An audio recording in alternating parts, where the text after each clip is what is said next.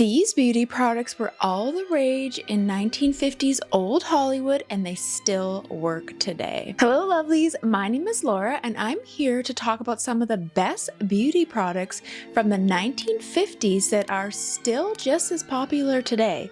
These products were used by some of the most beautiful women in Hollywood, and they're still being used by celebrities and everyday people today. So without further ado, let's take a look at these amazing beauty products. Thank you Online Makeup Academy for sponsoring this video. So the Online Makeup Academy welcomes students from all over the world to enroll and does not have a minimum age or education requirement. It has industry accredited instructors, and students will receive an OMACA approved professional certificate upon completion. You will also get a lifetime access to makeup videos, professional mentorship, and guidance even after graduation. And I've been so excited about this because I've always wanted to go to school to become a professional makeup artist, just to learn more about how it works. And because I have my own vintage doll cosmetics company, I feel like they really work hand in hand, and I can do this at my own pace and I don't have to move away to a big city to do this. And you get lifetime access to makeup videos, professional mentorship, and guidance even after you graduate. The ability to complete the course anywhere, anytime, and at your own pace is huge. Their mission is to nurture artists and to show students how they can stand out as professional makeup artists and hairstylists using their own vision with professional industry education. And the graduates from this program qualify for pro discount cards with discounts of 40% off from Partner Friends Beauty, Nigel Beauty on brands such as Makeup Forever, Anastasia Beverly Hills, Beauty Blender, NYX, and more.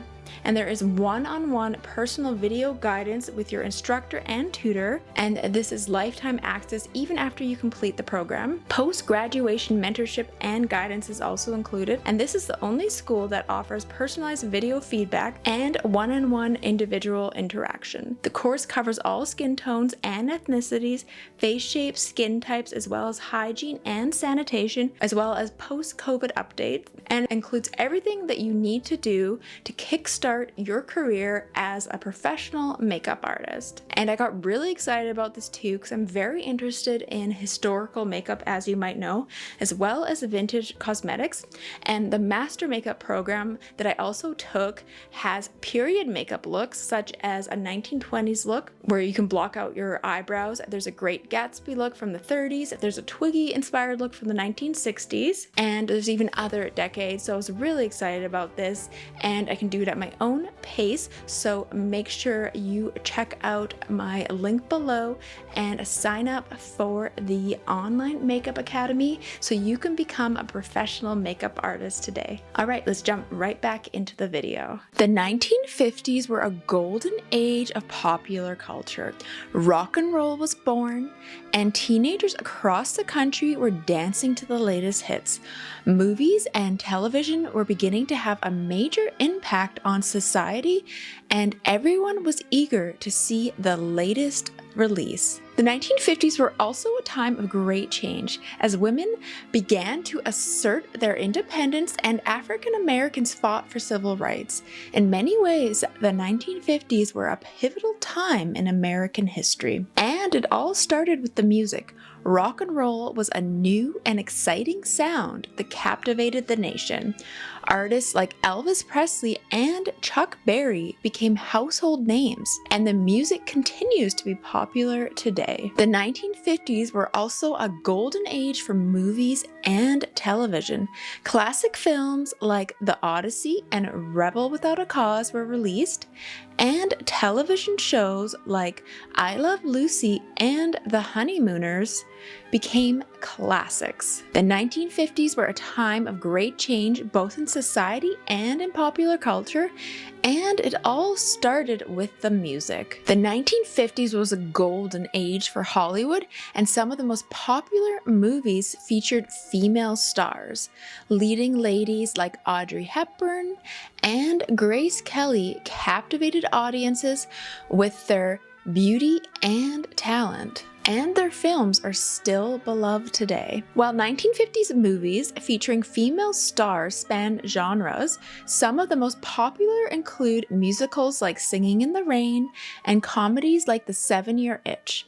These movies showcase the immense talent of their female stars, and they remain timeless classics. 1950s movies featuring female stars are an essential part of Hollywood history, and they continue to entertain and inspire audiences today. With the explosion of color in the 1950s motion pictures, women were better able to see the makeup the stars were wearing. Technicolor beautifully displayed an array of cherry, fire engine red lips, warm bright blush, as well as the flawlessness of the skin. Women continued to draw beauty inspiration from the big screen and the movie starlets of the era.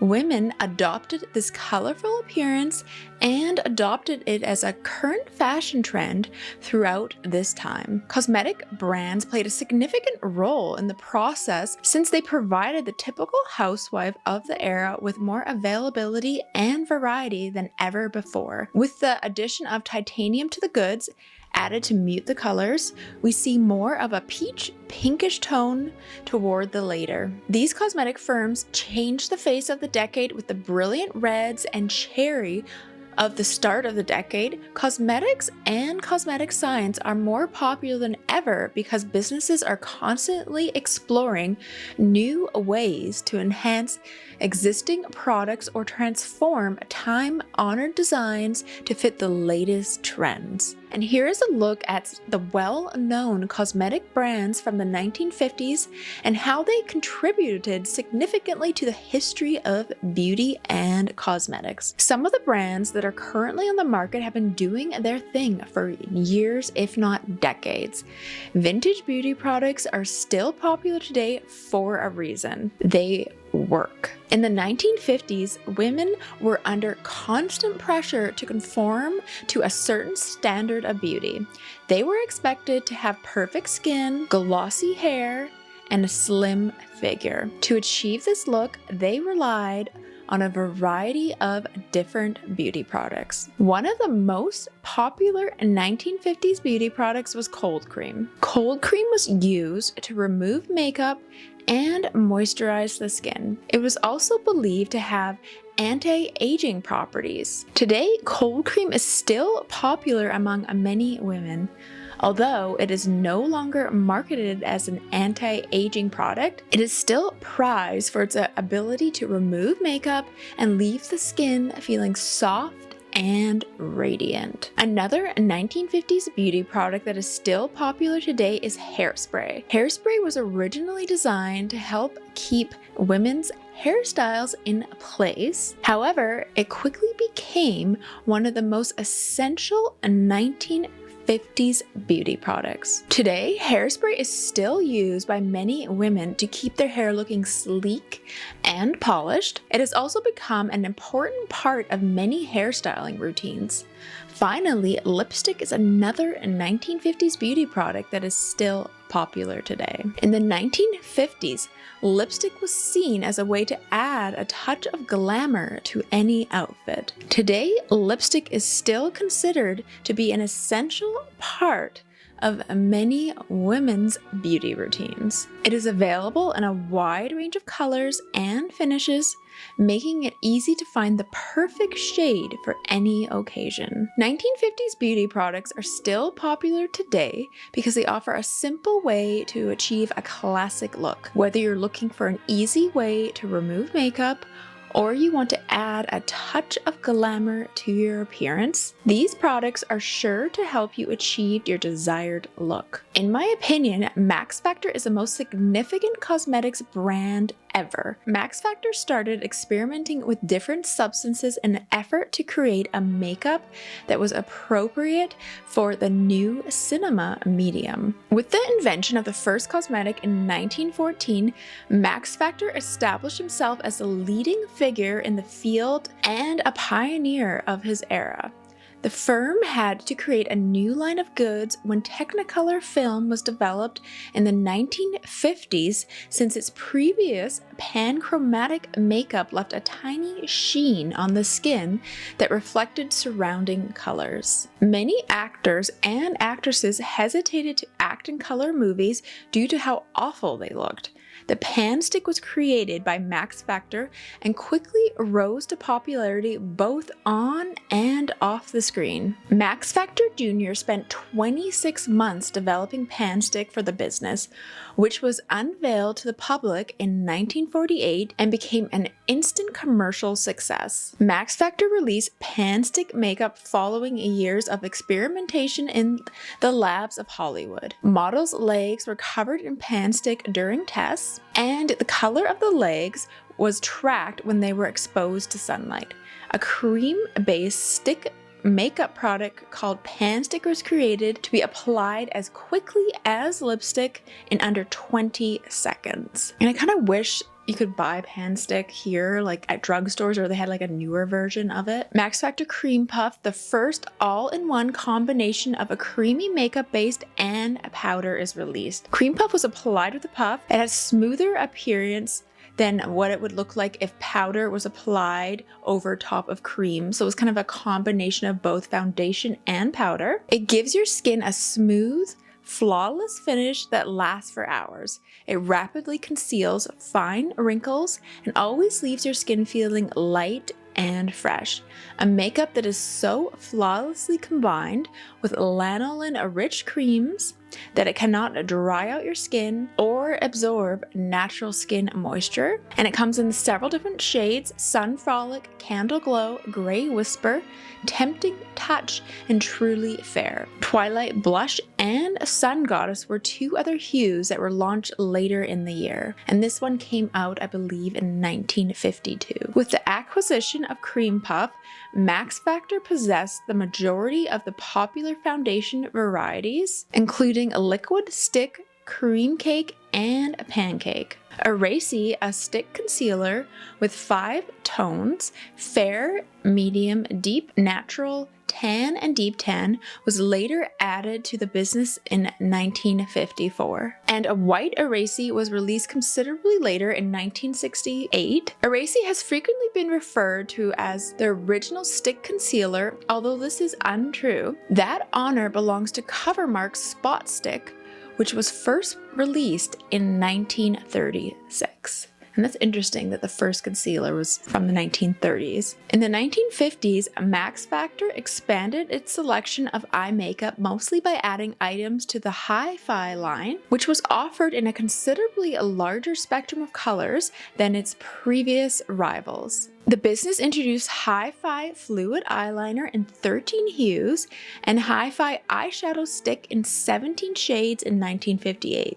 A year after Helena Rubinstein introduced the first automated mascara, the Mascara-Matic Max Factor Wand mascara was also introduced in 1958 in the colors blue, black, blue-green, jet gray, brownish black, green brown, and lavender. I really want to try the lavender. I wish they still sold that. And a lot of 1950s movie stars use Max Factor because it was one of the most popular brands in the 50s, especially in Hollywood. 1950s Hollywood was a magical time. The stars were larger than life, and the movies were pure escapism. Moviegoers were transported to far-off lands and into the hearts of their favorite characters. Part of what made 1950s Hollywood so special was the use of Max Factor cosmetics. These products helped to create the exaggerated features that defined old Hollywood glamour. Stars like Marilyn Monroe and Elizabeth Taylor used Max Factor cosmetics to accentuate their already striking features. They applied rouge to their cheeks,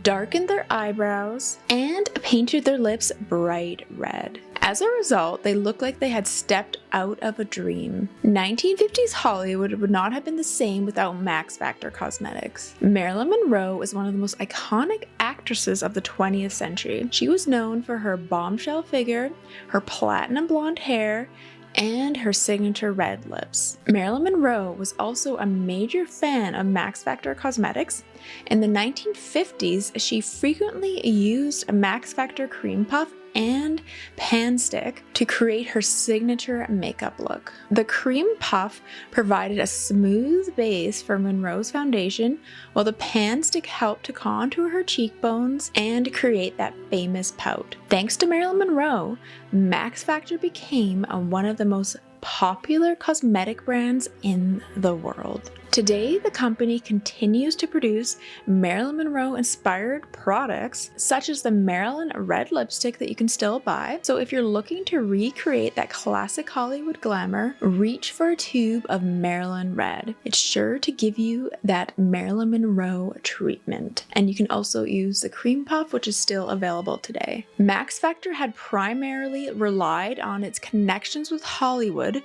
to market its cosmetics, but this marketing approach was abandoned in the 1950s with the dissolving of the Hollywood studio structure. Under the studio system, a select few Hollywood studios who had long-term contracts with their movie stars controlled the creation and distribution of Hollywood movies. These long-term contracts and Max Factor's inexpensive endorsement relationships with Hollywood came to an end with the studio system's collapse, which started in earnest in 1948 and was fully accomplished by 1954. Elizabeth Taylor, Esther Williams, Donna Reed, Janet Leigh, Debbie Reynolds, and Jane Russell were among the final actresses to advertise Max Factor goods, which included Max Factor's Pan Stick makeup and Color Fast lipsticks. The company stopped utilizing the slogan "Cosmetics of the Stars" in 1955, and from that point on, its advertising began to resemble that of other cosmetic enterprises. Estee Lauder was one of the most popular cosmetic companies in the 1950s. The company was founded in 1946 by Estee and Joseph Lauder. Estee Lauder's products were known for their quality and innovation. Some of the most popular products in the 1950s were Estee Lauder's Youth Dew perfume and the Super Rich All-Purpose Cream. Estee Lauder's products were so popular because they were accessible to a wide range of consumers. The company also had a strong marketing campaign that featured well-known celebrities such as Audrey Hepburn and Elizabeth Taylor. Estee Lauder was one of the first cosmetic companies to target a mass market audience, and success in the 1950s paved the way for other cosmetic companies to follow suit. Most women saved fragrance for special occasions until the 1950s. On her birthday or anniversary, a woman would wait for her spouse to present her a perfume in order to provide women with a means of purchasing their own fragrance. Estee Lauder developed Youth Dew in 1953. A bath oil that also served as a skin fragrance. This invention completely changed the way scent was sold, revolutionizing the cosmetics industry and turning the startup company into a multi-million-dollar enterprise. The first Estee Lauder Re-Nutrive cream was introduced in 1956. Miss Estee Lauder introduced the original Re-Nutrive, which she referred to as a gold mine of beauty, just about 70 years ago. The product, which was intended to bring out the best in her devoted consumers, was at the time known as the It Cream. Mrs. Lauder remarked that it was expensive, certainly, but incredibly rewarding, and assured ladies that it would give their skin a youthful glow unlike any other cream they had previously worn. In other words, it would restore the radiance of your skin to its youthful state. The cream flew off the shelves as women went bonkers. Erin Lauder, Senior Vice President and Creative Director of Estee Lauder, had her grandmother's super cream refreshed and reformulated 50 years later, motivated by this historical fact. I almost wish they didn't reformulate unless the new one's better, but I want to try the original. Estee Lauder's Re-Nutrive Ultimate Lift Age Correcting Cream is the new name for it. According to Erin Lauder, who frequently finds inspiration in her famous grandmother's archives and in Estee tastes, style, and enjoyment of all that is great in life. I feel Re-Nutrieve is as necessary today as when Estee originally created it. And there's no doubt that this new cream will provide you great results in addition to adding a touch of elegance to your life. And Audrey Hepburn loved Estee Lauder. Audrey Hepburn was one of the most iconic actresses of the 20th century. She was known for her beauty, style, and grace. In the 1950s, she was one of the faces of Estee Lauder. She used a variety of products from the brand, including face cream, lipstick, and perfume. The products she used helped to define her look and cement her reputation as a fashion and beauty icon. Audrey Hepburn helped to make Estee Lauder a household name. Her association with the brand was one of the reasons for its success in the 1950s. Thanks to Audrey Hepburn, Estee Lauder became one of the most popular cosmetic companies in the world. Revlon was another popular beauty brand in the 1950s. Revlon was founded in 1932 during the heart of the Great Depression.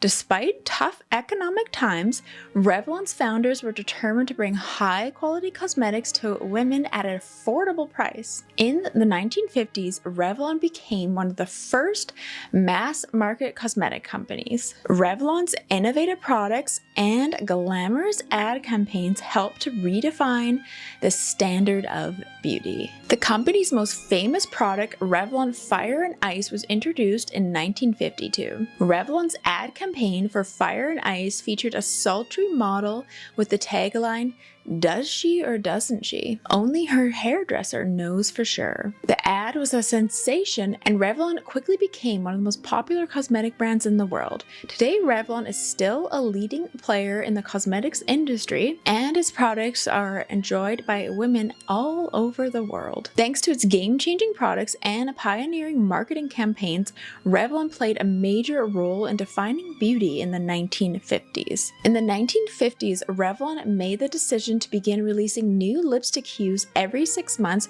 rather than once a year in order to encourage women to purchase lipstick more often. The most well-known lipstick advertising campaign of the era, Fire and Ice, was also started by Revlon.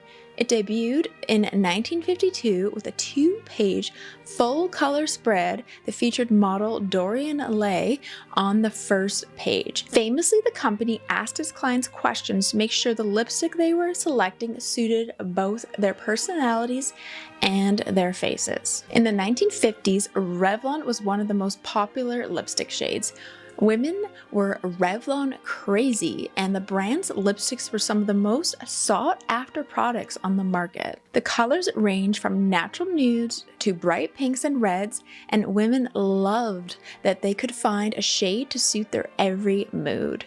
Revlon was also known for its drama and glamour, and its lipsticks were often featured in movies and on television. In fact, Revlon was so popular that it even had its own line of Revlon dolls, which were dressed in the latest fashions and sported Revlon's iconic red lips. Today, Revlon is still a popular brand, but has lost some of its luster in recent years. I believe they also filed for bankruptcy recently. Nevertheless, the brand remains an iconic part of American cosmetics history. And here are some of the most popular 1950s Revlon shades that you can still buy today. The first one is Stormy Pink, released in 1950. The next is Love That Red, 1951. Certainly Red, 1951. Fire and Ice, 1952. Cherries in the Snow, 1953. Love That Pink, 1955. Hot Coral, 1956. Luminous Pink, 1956, and Persian Melon, released in 1957. In the 1950s, Hollywood was a golden age of glamour, and Revlon was one of the most popular lipstick brands among movie stars. Stars like Audrey Hepburn and Marilyn Monroe were often seen wearing Revlon's signature red lipsticks, and the brand was even mentioned in some of their films. Today, Revlon is still a popular lipstick brand, but it has lost some of its Hollywood luster. However, there are still many classic Revlon lipsticks from the 1950s that are loved by beauty aficionados, and these beautiful lipstick shades are a reminder of Hollywood's golden age, and they continue to inspire a modern makeup artist. And I love that you can still buy these 1950s shades today. And what Revlon shades did Audrey Hepburn and Marilyn Monroe wear in the 1950s? And Marilyn Monroe wore Revlon Certainly Red lipstick, and she also wore Revlon Hot Coral lipstick, Revlon Kiss Me Coral, Revlon Blaze Apricot lipstick. So she definitely had a wide variety of Revlon lipsticks that she wore. And Audrey Hepburn wore Revlon Pink in the Afternoon and Revlon Fire and Ice. And there's still debate on the release date of Pink in the Afternoon, but definitely Fire and Ice in the 1950s she wore. And Elizabeth Arden was one of the most successful cosmetic companies in the 1950s.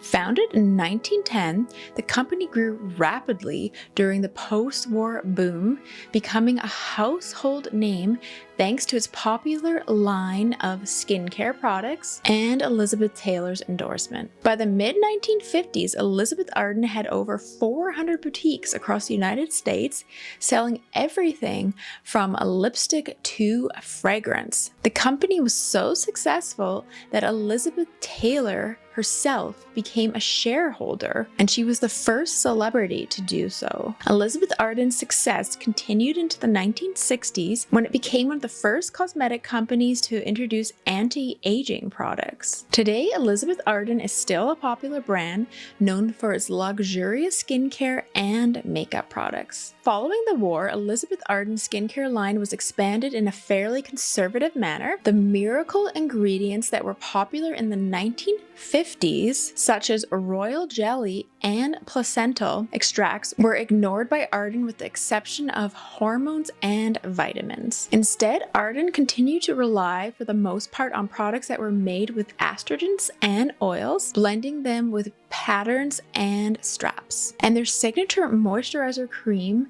was made with fresh eggs, and apparently it looked and smelled nice enough to eat. And Elizabeth Arden said in order to create a moisture treatment for dry skin, Arden mixed Adrena Moisture Cream and Adrena Moisture Oil in 1950. Under a different name, the moisture oil appears to have been Ardena Muscle Oil. In the United States, the name change became required as a result of restrictions put in place by the Food and Drug Administration, the FDA, after 1938. When she introduced the moisture therapy in other nations, Arden used the new name there as well, presumably to imply that the two products were a component of a whole treatment. Despite having the word moisture in their names, Adrena Moisture Cream and Oil were not moisturizers, a category of cosmetics that originally appeared in the 1950s. In 1956, Arden released its first moisturizer, Velva Moisture Film. Guy Nicolette, a makeup specialist from a salon in Paris, was called in by Arden to launch the product in America. Although it may be used as a base for makeup, it was also suggested as a basic body lotion. Another Elizabeth Arden product, Cream Extraordinaire, was released in 1958, a relatively expensive night cream suitable for all skin types, and this was Elizabeth Arden's lone wonder cream of the decade. The largest size was formerly offered in porcelain apothecary jars, but plastic packaging was subsequently introduced in its place, and I love the look of those vintage jars. I wish I could get my hands on one. Elizabeth Arden's Ardena Invisible Veil, a revolutionary translucent face powder, was introduced by Elizabeth Arden in 1953. Both Ardena Invisible Veil Press Powder, a solid compact powder in 7 hues, housed in Napoleonic-style compacts, and Ardena Invisible Veil Face Powder in 1954, a loose face powder in 10 shades, wrapped in a French bouquet box, were available for purchase. And I just love the look of these 1950s face powders. I've seen a few of these for sale on Etsy and eBay. In addition to a longer version of the lipstick that emerged in 1950, Elizabeth Arden released Super Lipstick in 1949. A creamy lipstick was created to a new French recipe in 16 blend blends in automatic and jumbo boxes. And 2 lipsticks are considered better than 1 was a focus of Elizabeth Arden's advertising campaigns. This practice of blending one lipstick shade over another, which was an outgrowth of the 2 powder technique she had used before the war. And she pushed this advertising campaign in 1951. And as I mentioned before, Elizabeth Taylor loved Elizabeth Arden, and she frequently used Elizabeth Arden 8-Hour Cream, which came out in the 1930s, and she had a huge collection of Elizabeth Arden lipsticks even up until her death. By the 1950s, advertising played a significant part in the promotion of cosmetics, which was a large business. The most innovative 1950s product was hairspray, which also happened to be the most popular beauty item of the time, which was so shocking to me.